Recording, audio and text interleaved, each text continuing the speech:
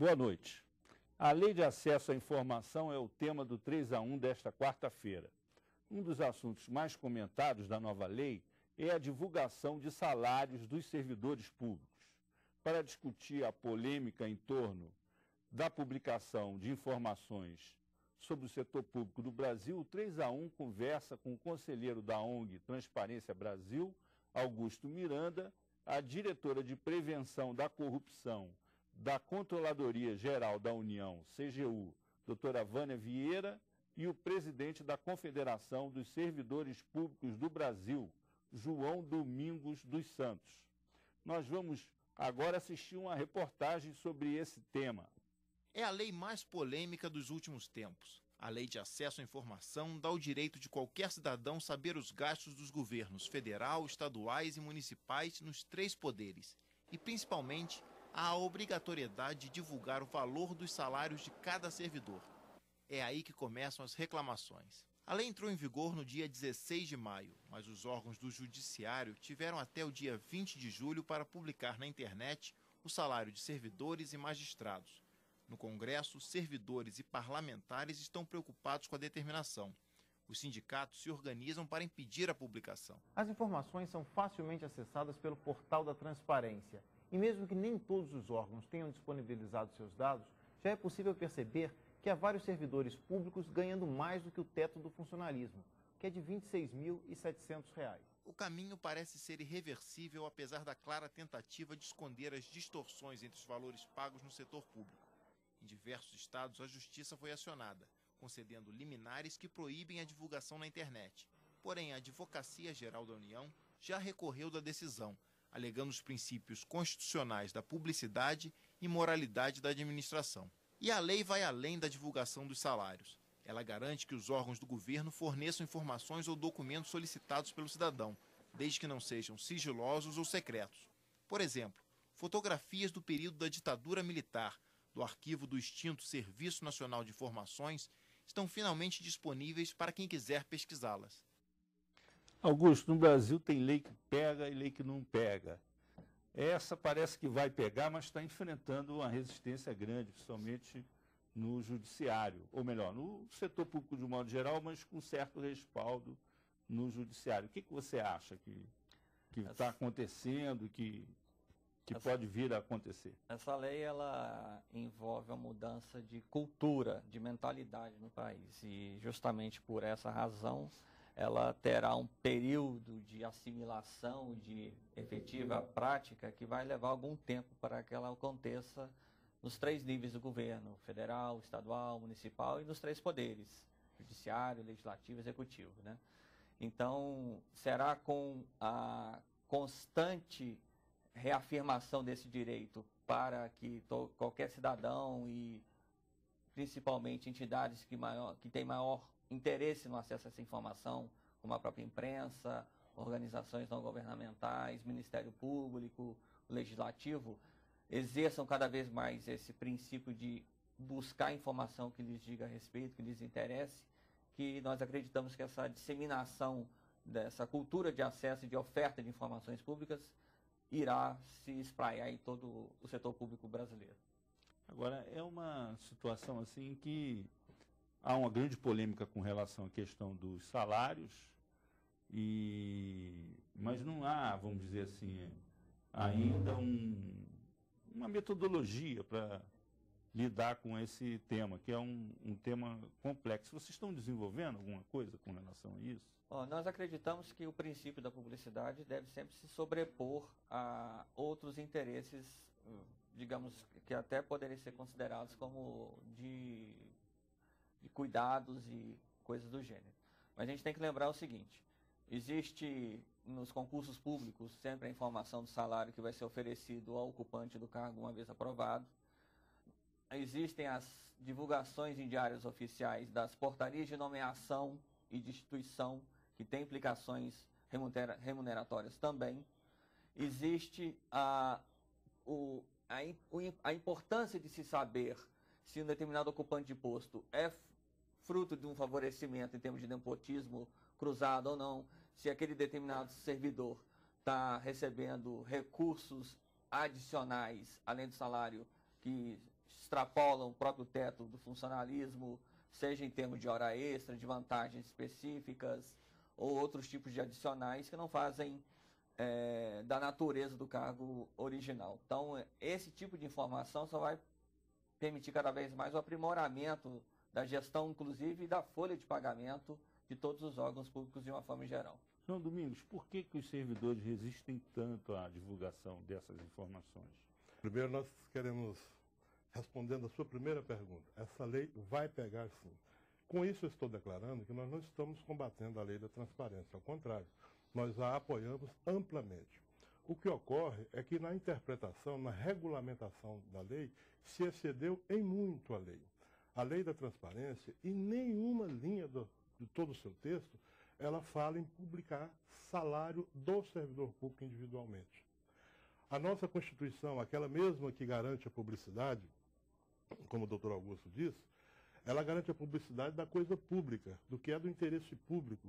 E estão tratando o salário individual do servidor público como coisa pública e não o é. Público é o nosso emprego, é o nosso trabalho, é o nosso cargo, etc. Mas o salário individual pertence à privacidade individual e pessoal, que é também protegido pela Constituição. Mas mais que isso, essa lei da transparência, ela veio regulamentar o que está estatuído numa norma internacional da ONU, que é a da transparência. Mas também aquela norma internacional da ONU, que demandou a lei da transparência, também não fala em divulgar salário individual de servidores públicos.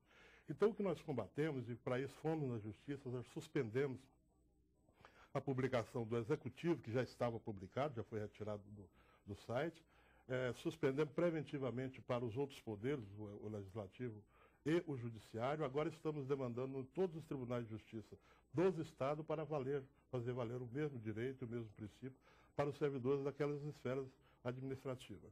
Enfim, o que nós queremos dizer é o seguinte: o decreto que veio regulamentar excedeu a lei. O que excede a lei é ilegal.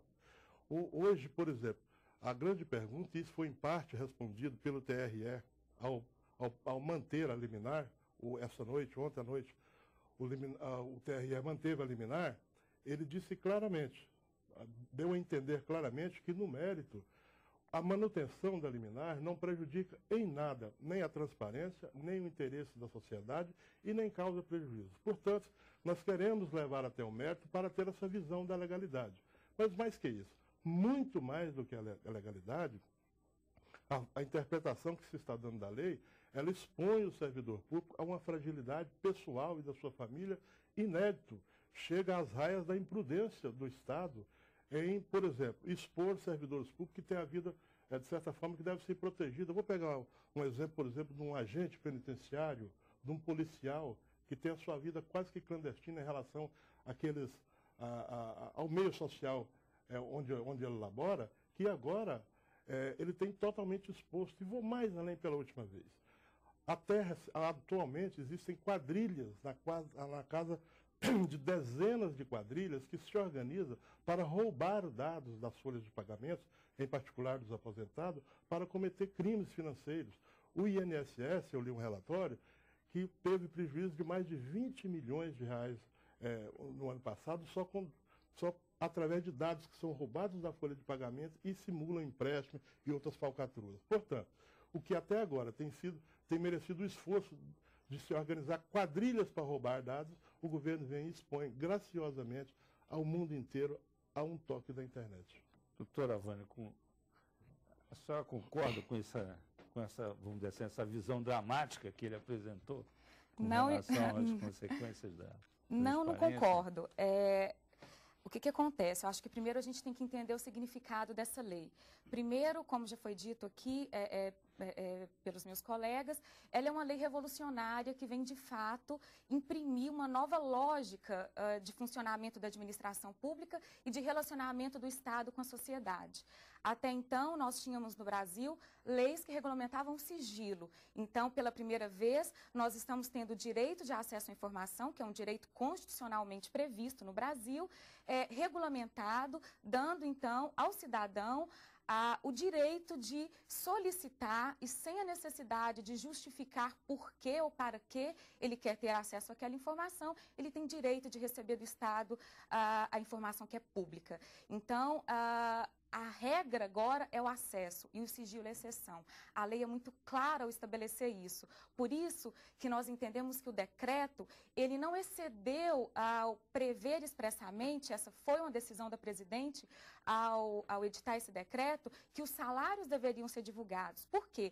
Exatamente porque a lei fala que tudo aquilo que não estiver classificado como sigiloso, isso automaticamente é público, porque a regra é o acesso. Então, se a lei, e nenhuma lei, veda a publicação de salários individualizados, nós entendemos que não há qualquer problema, não há qualquer ilegalidade na divulgação dos salários. Então, a gente cumpriu a determinação da presidenta, do dispositivo contido no decreto e passamos a divulgar os salários individualizados dos servidores. É importante mencionar que a decisão judicial, que foi, por óbvio, cumprida pela CGU, ela, por hora, não adentrou na discussão do mérito, se essa divulgação ela é ou não ilegal. Por enquanto, nós temos apenas uma decisão cautelar que foi mantida pelo Tribunal Regional Federal. Nós acreditamos que essa decisão não vai prosperar,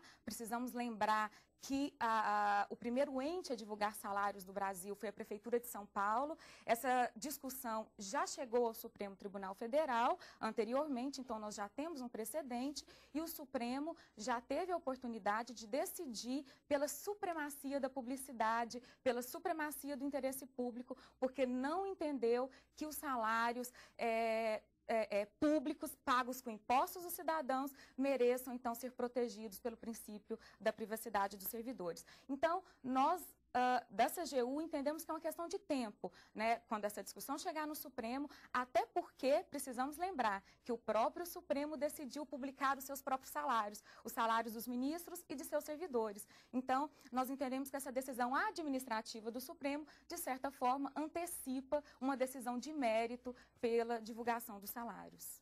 Você acha que essa decisão com relação aos salários, ela vai ter impacto na qualidade do serviço prestado à população? Eu não sei o exagero do sujeito disso provocar, vamos dizer assim, conflitos, choques entre o cidadão e o servidor na hora do atendimento. Mas isso é uma coisa que está incomodando muito o funcionalismo, realmente.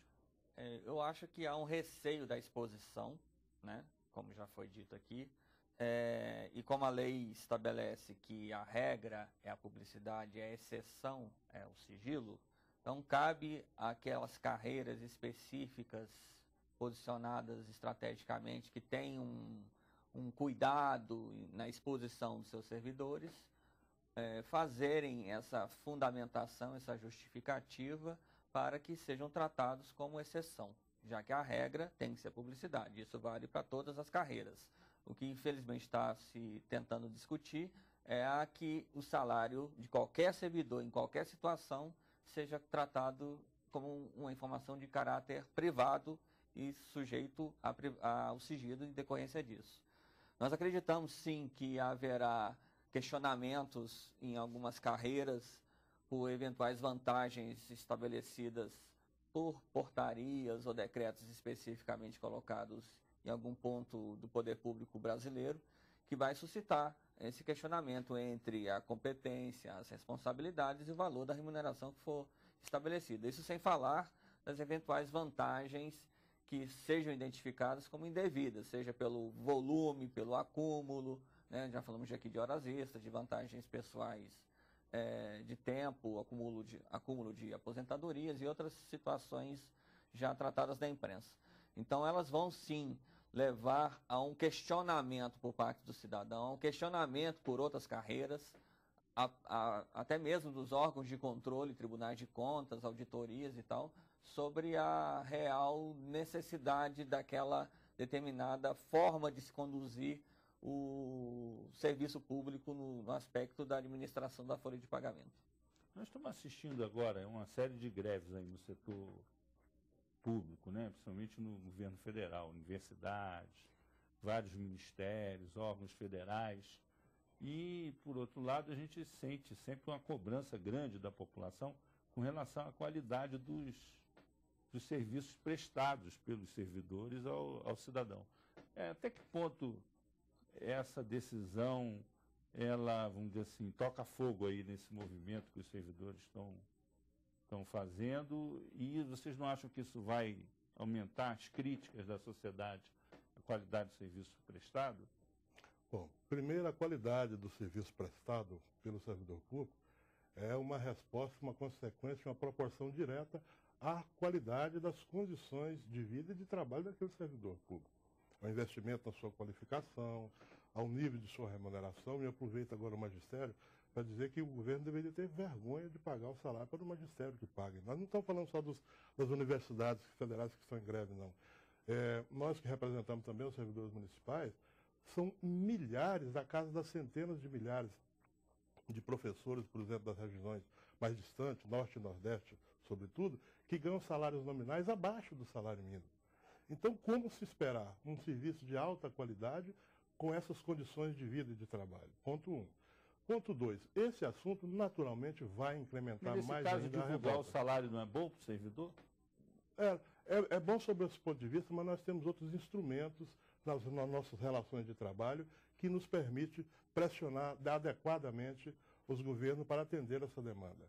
Nós não podemos concordar em forma alguma essa distorção na interpretação da lei que expõe a sanha da curiosidade pública à nossa vida privada. Hoje, o que deve ser, no nosso entender, público, é a relação dos cargos, dos salários, do número de servidores, a quantidade de gastos. Isso sim é interesse público, mas o salário individual é mera satisfação da curiosidade.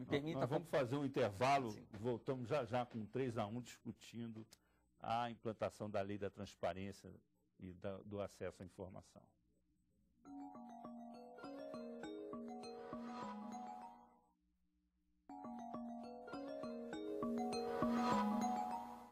Voltamos com 3-1, que hoje debate a lei de acesso à informação, com a presença do conselheiro da ONG Transparência Brasil, Augusto Miranda, da diretora de Prevenção da Corrupção da Controladoria Geral da União, o CGU, doutora Vânia Vieira, e do presidente da Confederação dos Servidores Públicos do Brasil, João Domingos dos Santos.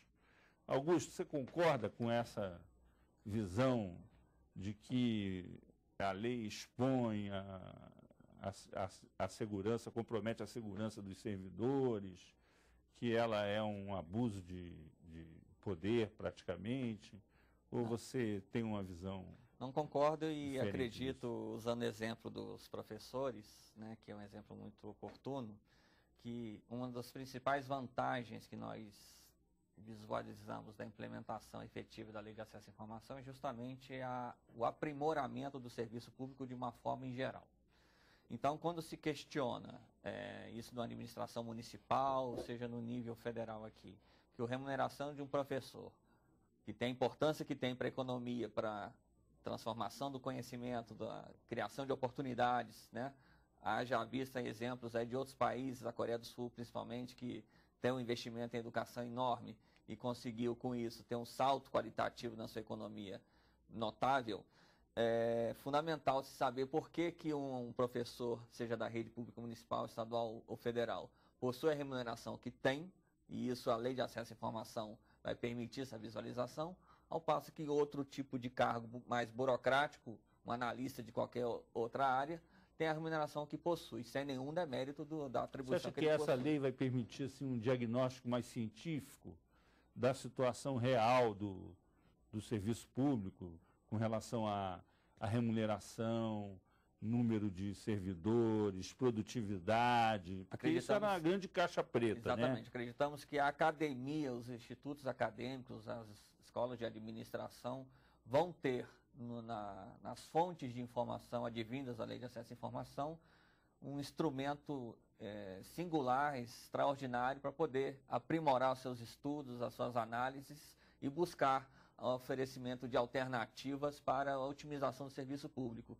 O próprio IPEA tem sido usual e produtivo nessa questão de estudo sobre o aprimoramento do Estado brasileiro e acreditamos que isso virá com maior força ainda por conta das informações que eles passarão a ter acesso por conta da Lei de Acesso à Informação. Doutora Vânia, a gente CGU trabalha muito com dados estatísticos, com amostragens, que ela, de certa maneira, pauta a sua ação mais ou menos levando em conta esses parâmetros. Essa lei, de certa maneira, vai permitir que os instrumentos de controle sejam aperfeiçoados pela CGU? O que vocês já têm lá em... Certamente. Eu acho que é importante destacar que a política de transparência que nós vimos desenvolvendo, ela se iniciou em 2004. Então, a gente lançou o portal da transparência em 2004 e de lá para cá a gente veio aprimorando, incrementando cada vez mais a transparência. As próprias informações sobre servidores públicos já constam do portal há muitos anos. Então, todas as informações de natureza funcional, por exemplo, quem são os servidores públicos federais, onde trabalham, qual é a carga horária, qual é o órgão de lotação, se eles estão de licença ou não. Então, isso há muito tempo já consta do portal da transparência, de fácil acesso para qualquer cidadão. O que nós estamos agora inovando e avançando ainda mais é com a divulgação da remuneração individualizada. Então, a experiência que nós temos, de fato, é de que a transparência ajuda e ajuda muito no aprimoramento da gestão, na inibição de más práticas e, claro, na prevenção da corrupção. Agora, eu queria voltar nesse ponto da segurança, que é um dos pontos que sempre vem sendo levantado quando se fala em divulgação de remuneração. A gente precisa lembrar, mais uma vez, que nós temos já a experiência no Brasil da Prefeitura de São Paulo, que há cerca de 2 anos, 3 anos talvez, já vem divulgando. Nós ainda não temos registro de nenhum caso de violência, de qualquer tipo aí de prejuízo ou comprometimento da segurança de servidores que tenham acontecido naquele estado. E também não podemos esquecer que o Brasil não é o primeiro país a adotar uma medida dessa natureza. Então, outros países já divulgam o salário individualizado dos seus servidores e também não temos aí nenhum tipo de notícia de algo que tenha colocado em risco a segurança de servidores. Então, não é só o fato de nós acreditarmos, de fato, no princípio da publicidade que impera aí no caso da divulgação dos salários. São salários pagos com dinheiro público, então a regra tem que ser o acesso, mas também a questão fática da segurança, nós acreditamos que o argumento é frágil. E aí, João? Mais uma vez eu me permito discordar da doutora. Primeiro, começar, em nome de uma demanda específica, como por exemplo divulgar baixo salário de professor, nós não podemos violar um princípio, sobretudo quando ele é constitucional. Essa questão de que existem outros países que já divulgam, e isso está sendo está sendo uma espécie de alavanca para defender a divulgação dos salários individuais, a questão não é bem assim. Vamos pegar, por exemplo, a economia, o país mais desenvolvido, não estou falando de maior economia, mais desenvolvido, inclusive do ponto de vista da cidadania, da Europa é a Alemanha. A Alemanha, uma vez por ano, ela apresenta um relatório anual das despesas dos entes públicos com a questão de pessoal. O Japão, que é o país mais desenvolvido da Ásia, da mesma forma, uma vez por ano, ele apresenta um relatório, uma relação informando a sociedade dos seus gastos com os seus servidores públicos, o valor de quanto custa cada cargo, quantos cargos existem, etc. O país mais desenvolvido da Oceania, que é a Austrália, da mesma forma. E por aí vai. Mas, de qualquer forma, independente do que aqueles países fazem lá, eles fazem com base na Constituição deles, nas leis subconstitucionais deles, nos costumes, na cultura, no nível de cidadania e de segurança que aqueles países oferecem para os seus cidadãos. Então, nós precisamos parar com essa coisa. Eu gosto, parafraseando o presidente Lula, que é um dos maiores frasistas da história, nós precisamos perder o complexo de vira-lata. Porque lá nos Estados Unidos nós temos que fazer aqui. Não é de forma alguma. Cada um faz dentro de suas leis e de suas condições específicas, econômicas, culturais, já que nós estamos tratando de mudança de parâmetros, de paradigmas culturais. Você não acha que a divulgação pode ajudar, por exemplo, melhorar o salário dos que ganham mal? Pode, mas é o que eu disse, em nome de uma demanda pontual, nós não podemos... Mas a maioria não ganha mal? Ou você acha, ou na avaliação de vocês, a maioria ganha muito bem? Eu vou até ser mais específico.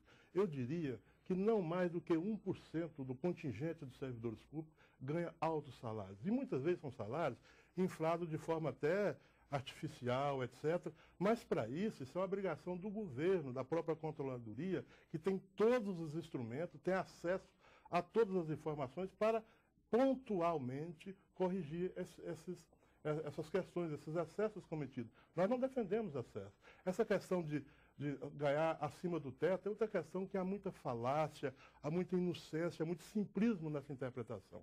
Até bem pouco tempo, o nosso teto salarial era do presidente da República, hoje é do presidente do Supremo.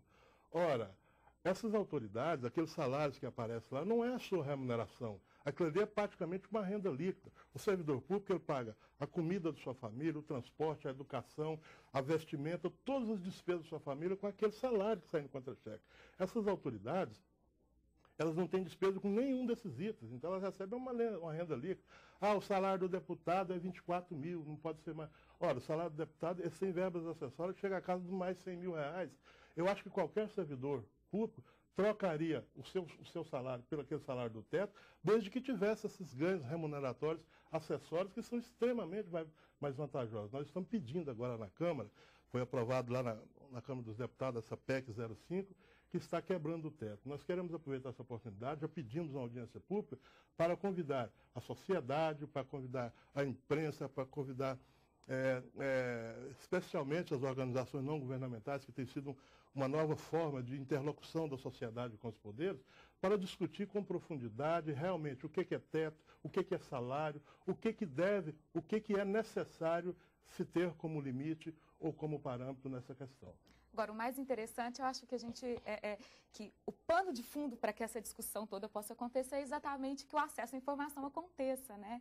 Então, eu acho que essa é a grande contribuição, esse é o grande poder que a Lei de Acesso à Informação traz para o cidadão, é o direito de saber. Então, conhecer não só sobre a política remuneratória, política de gestão, mas quaisquer políticas públicas. E nós acreditamos muito que a Lei de Acesso é um divisor de águas em termos de avanço da democracia e de melhoria desse relacionamento do Estado com a sociedade. Lembrando que nós não combatemos a lei da transparência, nós a defendemos. O Augusto está querendo salário.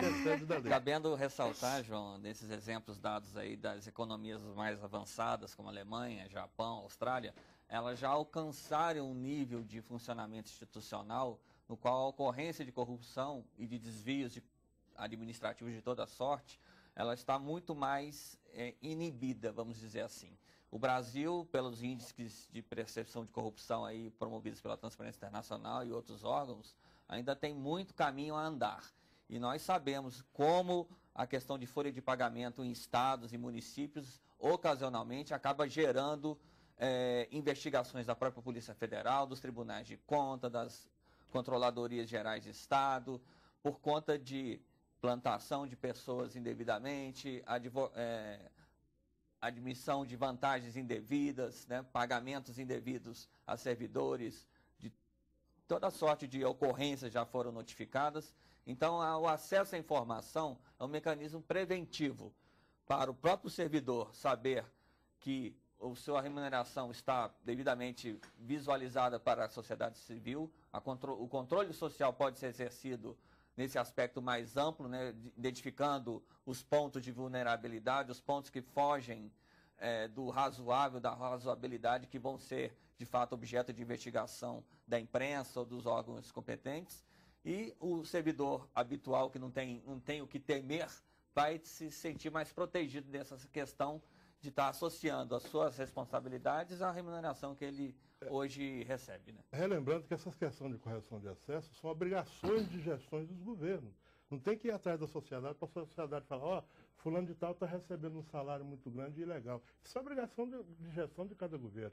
Mas eu quero, na verdade, esses excessos no nosso entendimento que se comete agora, essa verdadeira quase pirotecnia que se faz em cima da divulgação de salário, vem com uma espécie de resposta a essa percepção geral da sociedade que o país vive uma quadra muito ruim, talvez muito ruim do ponto de vista da ética pública, da administração pública, uma percepção de muita corrupção. Ora, se nós elencarmos aqui 10 itens para se procurar corrupção no país, certamente a folha de pagamento será o último. Não se comete corrupção, comete erros, excessos que devem ser pontualmente corrigidos.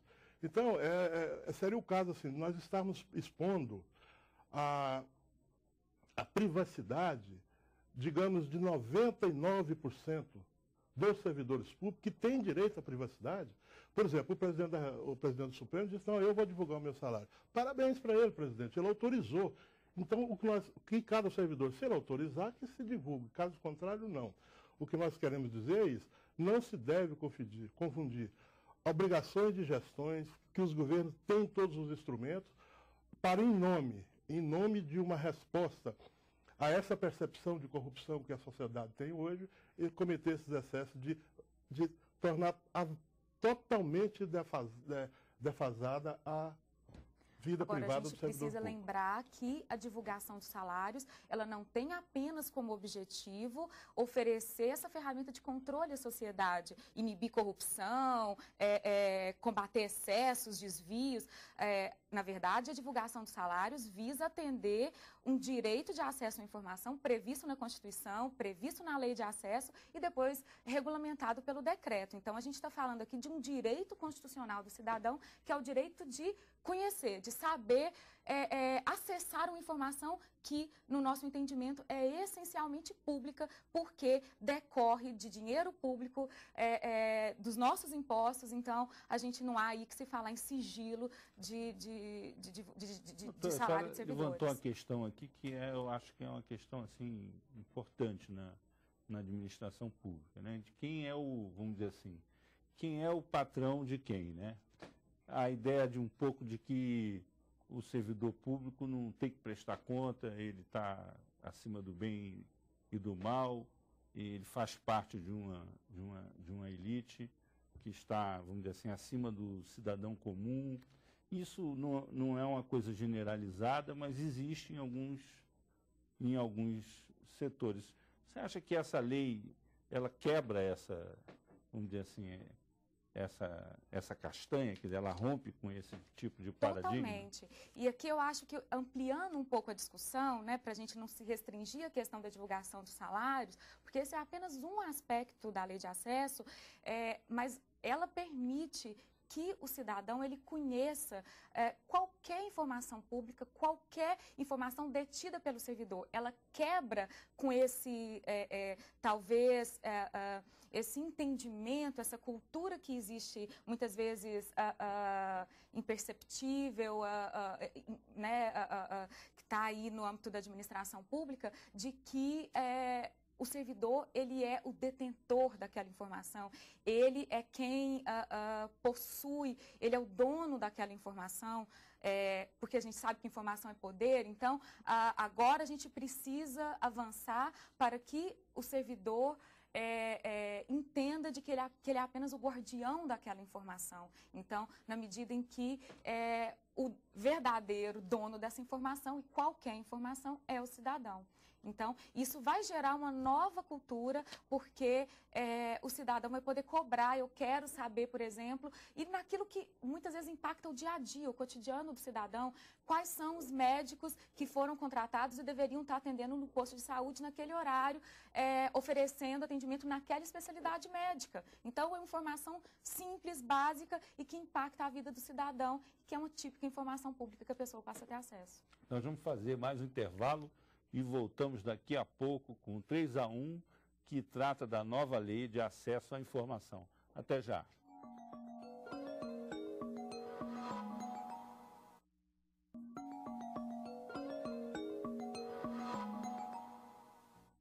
Voltamos com 3-a-1. Hoje o debate é sobre a polêmica lei de acesso à informação. Estão conosco aqui na TV Brasil o conselheiro da ONG Transparência Brasil, Augusto Miranda, a diretora de Prevenção da Corrupção da Controladoria Geral da União, CGU, doutora Vânia Vieira, e o presidente da Confederação dos Servidores Públicos do Brasil, João Domingos dos Santos. Nós vamos retomar a nossa conversa tratando um pouco de um assunto que ficou aí no ar no final do bloco passado, que é essa questão do que é o serviço público, dos seus valores, da missão do servidor, da ideia de que, vamos dizer assim, a alta burocracia no Brasil é uma elite acima da sociedade, que é até uma coisa historicamente justificada, porque no Brasil o Estado é mais antigo do que a nacionalidade. O que você acha disso, Augusto? A Lei de Acesso à Informação vai permitir que o método de funcionamento do serviço público no Brasil seja trazido à tona, à luz, e seja sobre ele lançado os questionamentos decorrentes da natureza do seu funcionamento. O judiciário mesmo é um exemplo que se antecipou um pouco a esse processo, vem se antecipando, por meio da criação do CNJ, e desde então o levantamento estatístico de funcionamento do judiciário de uma forma geral, trazendo dados sobre o volume de processos julgados, os processos com maior tempo de atraso no seu julgamento, forças-tarefas que têm sido feitas em diversos estados aí, no sentido de acelerar o processo de julgamento em estados, em tribunais de justiça de estados, e tem um volume de retenção de processos há muito tempo, né?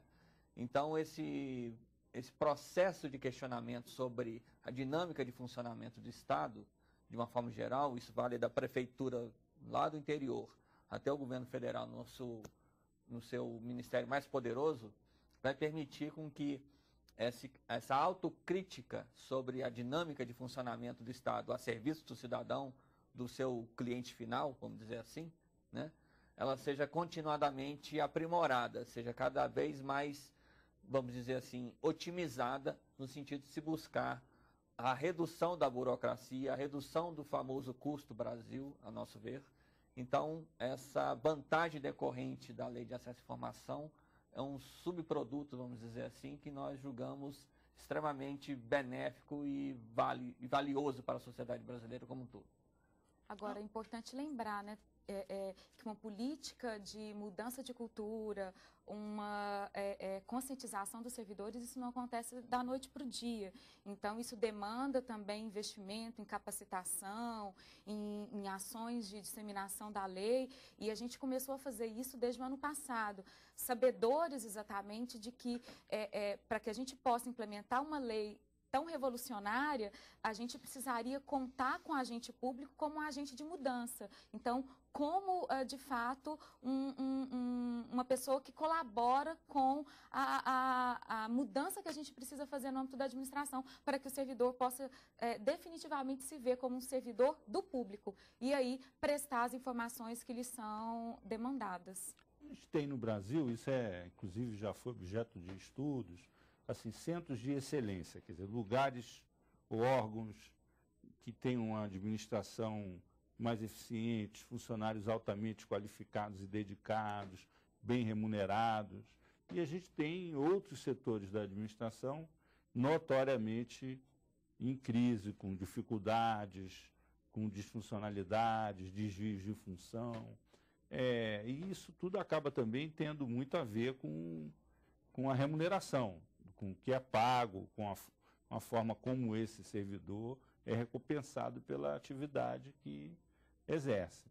O que a CGU está fazendo no sentido de diagnosticar isso, de ver assim, olha, aqui o negócio vai bem, ali vai mal, como, por exemplo, esse caso que você citou aí dos médicos que prestam serviço nos hospitais federais e outros órgãos, outras instituições de saúde, casos também de professores, quer dizer, vocês têm algum estudo, tem no horizonte algum diagnóstico nessa área, ou isso está fora da esfera de vocês? É isso que eu ia explicar. A gente também não pode esquecer que a competência da CGU se restringe à aplicação do dinheiro público federal. Então, claro, a gente faz diversas ações de controle, de fiscalização da boa aplicação desse dinheiro público federal, inclusive por estados e municípios que recebem essas verbas, mas aquilo que exorbita aí da nossa competência, então a gente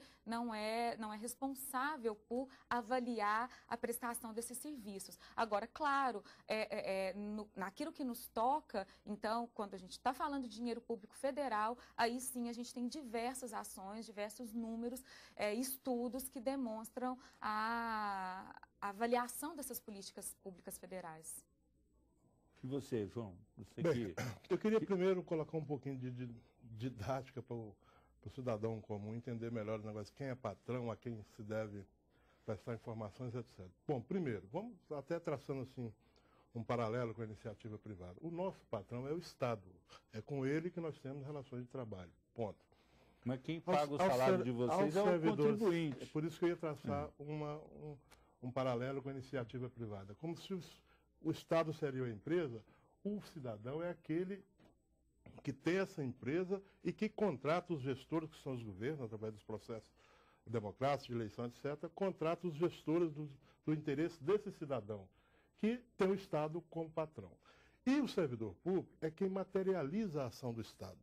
O Estado, sem a ação efetiva e material do servidor público, pouco mais seria do que uma abstração jurídica, um monte de leis e um monte de estrutura de prédios. Ou seja, quem materializa o Estado, em sua versão final, a ação do Estado, é o servidor público. Então é daí a nossa preocupação em não precarizar essa pessoa que materializa a ação do Estado. Por isso, por exemplo, que se existem centros de excelência, porque são servidores públicos que têm essas condições de vida, de trabalho, etc., de investimento, de qualificação objetiva. Você não pode enfraquecer. Além disso, eu quero agora, até para apontar como é que nós pretendemos solucionar toda essa questão, porque esse tipo de ação que nós estamos vendo aqui agora, pressionado pela sociedade, que precisa dar resposta à sociedade, eu vejo até alguma inspiração fascista, que é essa de relativizar a lei, enfraquece a cidadania para o império do Estado, tudo em nome da satisfação da sociedade. Isso é muito perigoso. Você sabe, hoje estão alcançando o servidor público com uma exceção à regra, com uma exceção à lei, com uma exceção à Constituição. Amanhã essa porta aberta pode pegar qualquer situação em qualquer aspecto da sua vida.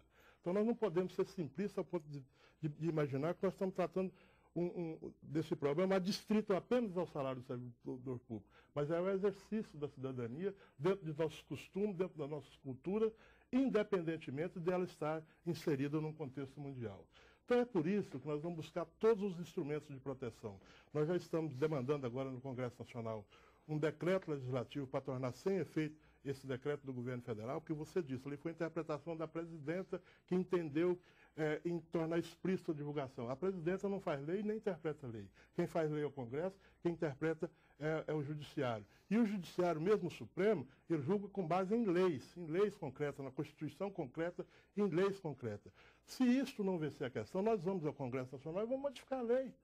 Não é assim. Não pode imaginar que existe esse império, esse massacre sobre o servidor público vai se concretizar, que é o fim do mundo. Não é. Eu quero aqui, agora estou falando corporativamente para os servidores públicos, dizer que as instituições, a nossa confederação e a grande malha, nós temos 42 federações e 1.200 sindicatos filiados a essa confederação, nós vamos de todas as formas possíveis para assegurar a transparência, a divulgação do interesse público, mas preservar a intimidade e a pessoalidade.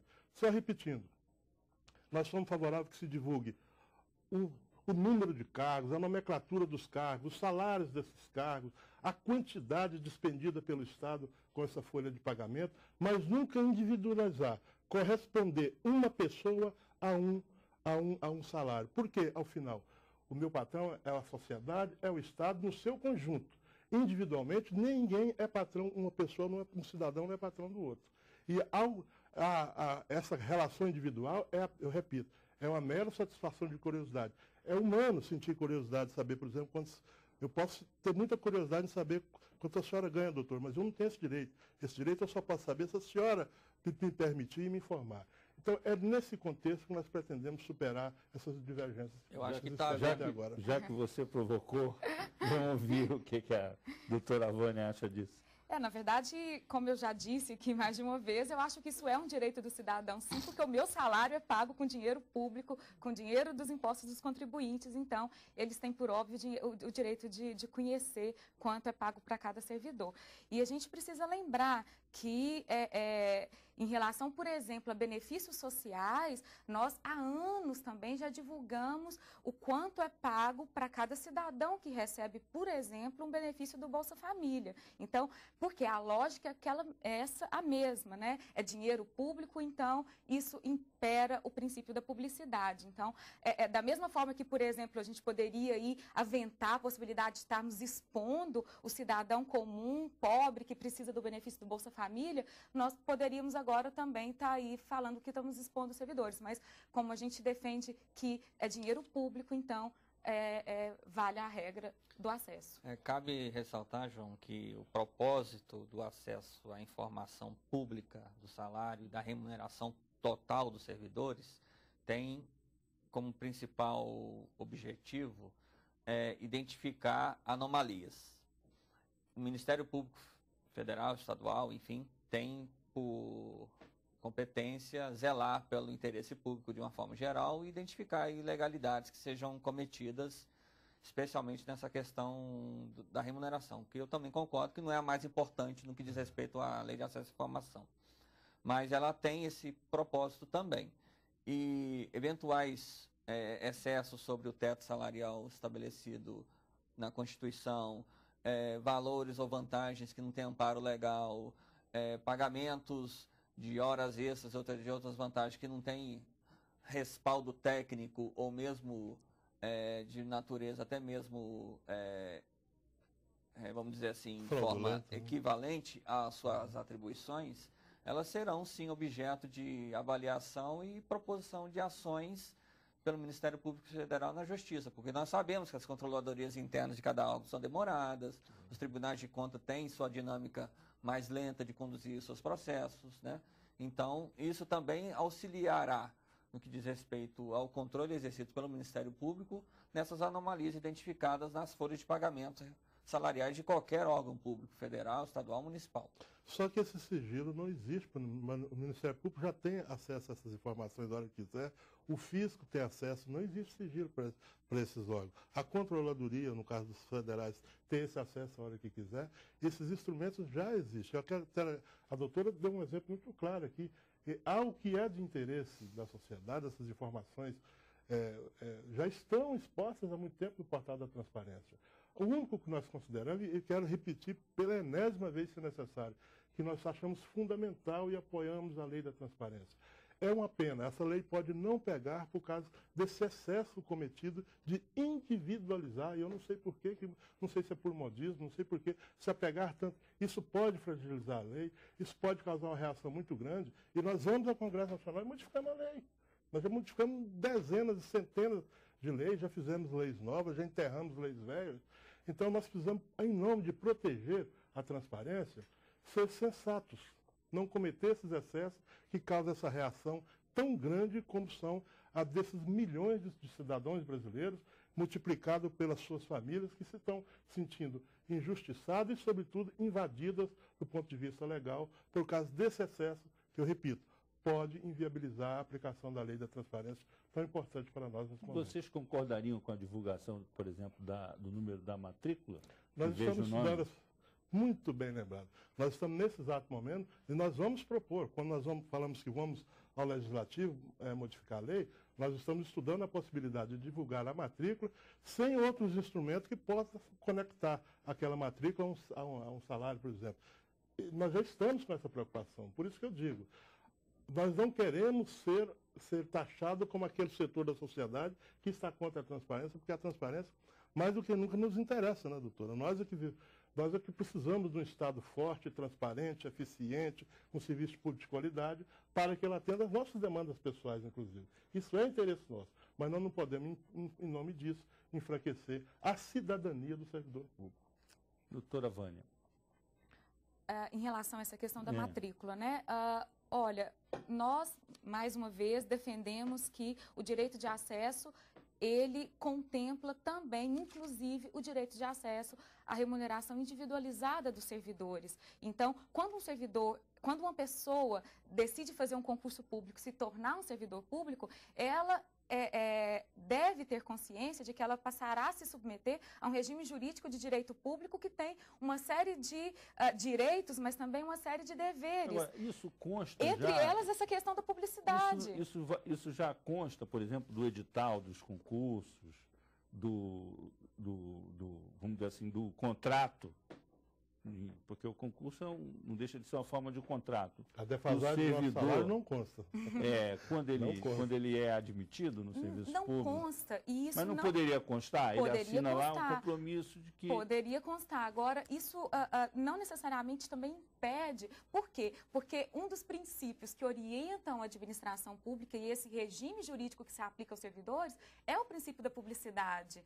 Então, as pessoas sabem que quando elas estão no Estado e lidam com dinheiro público, elas precisam se submeter a regras que no mercado, no setor privado, não são aplicáveis da mesma forma ou não são aplicadas de forma alguma, e entre elas a própria questão da transparência. Então, quando o decreto prevê que a divulgação dos salários será efetivada, o que ele faz é atender um princípio da própria lei de acesso que estabeleceu que tudo aquilo que não tiver classificado como sigiloso, isso é público. Então, o decreto não excede em nada o que a lei estabelece. Não foi isso que entendeu a Justiça, não se esqueçamos. Lembramos que a Justiça ainda não analisou o mérito da decisão. Nós vamos chegar lá.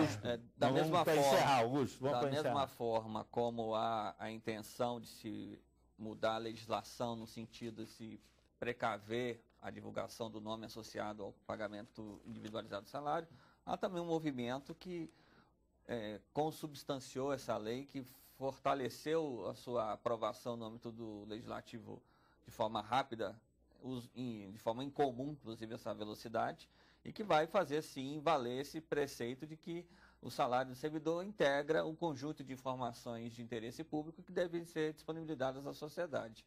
E lembramos que o próprio Banco Central, no meio da lei de combate a crime de lavagem de dinheiro, estabelece que servidores públicos ocupantes de determinados cargos têm que fornecer, mediante autorização prévia, o acesso não só ao salário, mas também à sua vida financeira. Mas não ao público, às instituições. Mas as instituições públicas têm o direito de COAF, Banco Central, CVM, fazer essa interligação de informações, o COAF já disse no sentido de se buscar a identificação de movimentações irregulares atípicas em relação à natureza dos cargos ocupados. Bom, nós vamos encerrar por aqui, essa discussão ainda vai rolar. Felizmente, nosso tempo acabou. Quero agradecer a presença de vocês aqui no 3-1, o conselheiro da Transparência Brasil, Augusto Miranda, a diretora de Prevenção da Corrupção da Controladoria Geral da União, CGU, Vânia Vieira, e o nosso bravo presidente da Confederação dos Servidores Públicos do Brasil, João Domingos dos Santos. Até a próxima quarta-feira, aqui na TV Brasil, com mais um 3-1. Até lá, boa noite.